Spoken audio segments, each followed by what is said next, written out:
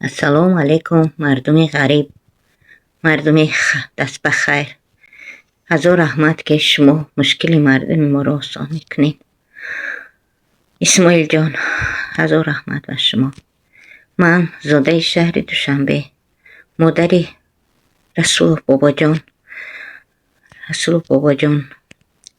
سال تولدش 16 ایون سال 1996. پسری من 10 سال پیش به فدراسیون روسیه به مهاجرت رفت. 10 سال زنگ میزدیم، اولا گپ میزدیم، صحبت میکردیم. حالا باشد 2.5 سال باز زنگ نمیزنه.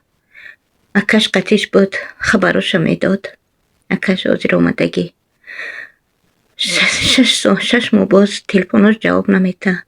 شناساش زنگ زدیم، پرسیدیم، میگن تلفنش جواب نمیده. نمیدانم، از شما خواهش میکنم همین پسری مرا دریافت کنین. الله مهربان فیض و برکت در خانواده همه شما برسونه. فقط بچه مرا خبر خوش برسونین. الله بزرگ. بابا جان که جایده باشی آواز تبرار، شاید درد من کمتر شود. جانی بچه یادت کردم، یه رایی که آواز تبرار. دوستای جان و جگر آمدیم این نو الحمدلله در درون مدینه در آمدن مدینه داریم. بالا یک مستق در سالگیم الحمدلله.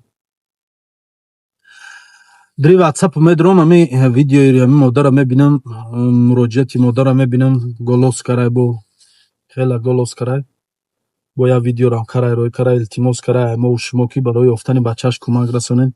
یا دورم من بچه نه بار استوری کرده بودم در اینستاگرام.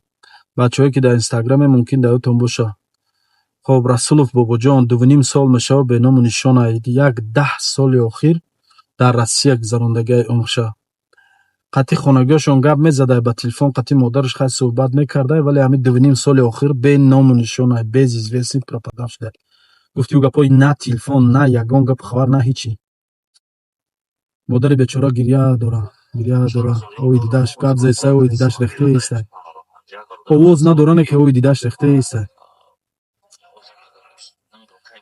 بچه‌های یاش فکری چه جونتون کنه. حضرت جان اما آدرسات تا اگر من نده باشه آدرسات ان شاء الله میرم ماشین کتیم. فهمت فضا من گاز هستم در بین ویدیو. التماس برای یافتن همین بچه همین مادر التماس میکنم کمک رسانه.